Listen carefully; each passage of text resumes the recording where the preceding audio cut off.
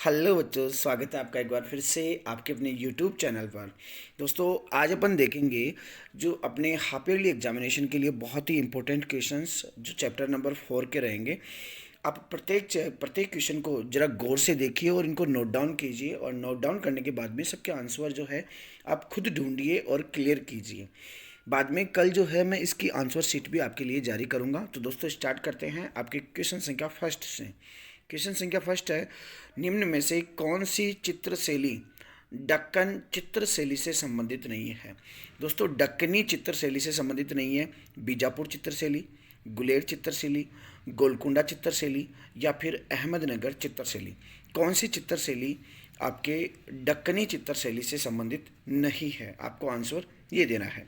Question संख्या 2 पर चलते हैं। क्वेश्चन संख्या 2 है, दीवान ऑफ हाफिज ग्रंथ के चित्र किस चित्र शैली से संबंधित हैं। ऑप्शन ए अहमदनगर चित्र शैली से, ऑप्शन बी गोलकुंडा चित्र शैली से, ऑप्शन सी बीजापुर चित्र शैली से या फिर तीनों में से कोई नहीं। आगे चलते हैं क्वेश्चन संख्या 3 पर। दोस्तों, क्वेश्चन संख्या 3 है, नौरस नामा जो नामक ग्रंथ है, जो पुस्तक है, वो किसने लिखी थी। इब्राहिम सेकंड ने, आदिल साहब ने, इब्राहिम प्रथम ने या फिर मोहम्मद कुतुब शाह ने।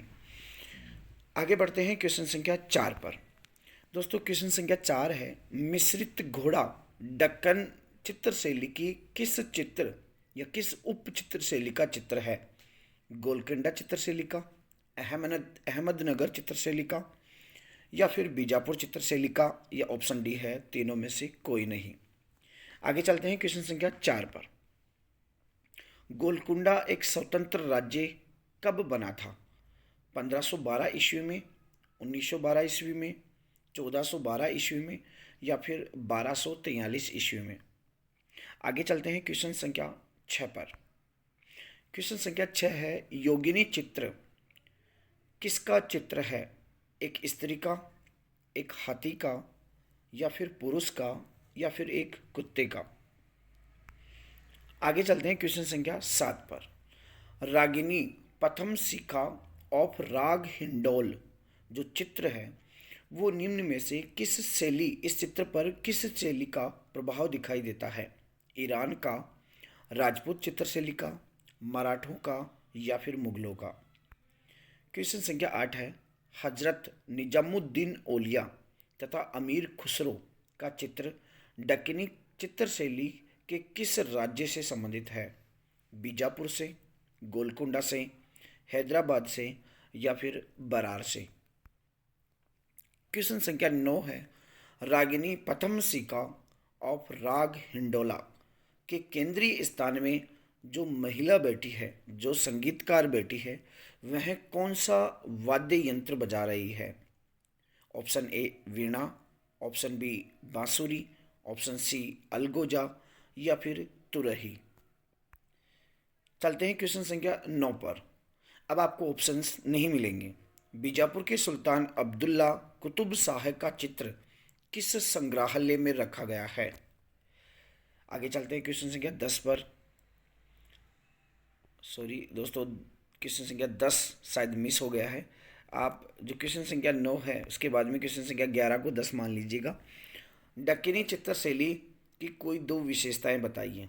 दक्षिण भारत की जो चित्रशैली है उसकी कोई भी दो विशेषताएं आपको बतानी है। क्वेश्चन संख्या 11 पे जो गलती से क्वेश्चन संख्या 12 हो रहा है, दक्षिण भारत की चित्रशैली में प्रमुख रूप से किन रंगों का प्रयोग किया गया। आगे वाले क्वेश्चन में, द थ्रोन ऑफ प्रोस्पेरिटी चित्र किस चित्रशैली का चित्र है। क्वेश्चन संख्या 14 है, तारिफ ए हुसैन शाही के लघु चित्रों की स्त्री किस चित्रकला परंपरा से संबंधित है।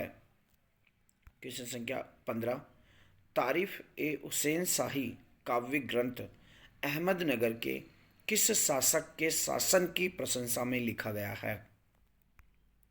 क्वेश्चन संख्या 16 है, दक्कनी चित्रशैली के उद्भव और विकास को संक्षेप में बताना है। और क्वेश्चन संख्या 17, बीजापुर के सुल्तान अब्दुल्ला कुतुब शाह चित्र की प्रमुख विशेषताओं का उल्लेख करो। और आखिरी क्वेश्चन है, दक्षिण भारत की चित्रशैली के प्रमुख उपशैलियों को संक्षेप में बताना है। दक्षिण भारत की जो भी चित्रशैली है उनकी उपशैलियों को, जो उपशैली है दक्षिण भारत की चित्रशैली की, उनके बारे में संक्षेप में बताना है। तो दोस्तों ये आपके क्वेश्चन थे, जो आपके क्वेश्चन जो चैप्टर नंबर 4 से संबंधित है। आगे अपन चैप्टर नंबर 5 का भी ऐसा ही पेपर में दूंगा आपको, लेकिन आपको उससे पहले से क्लियर करना होगा। कल इसकी आंसर शीट जो है वो मैं आपके पास में जारी कर दूंगा, सभी क्वेश्चंस के आंसर मैं आपको बता दूंगा। ओके दोस्तों, थैंक यू।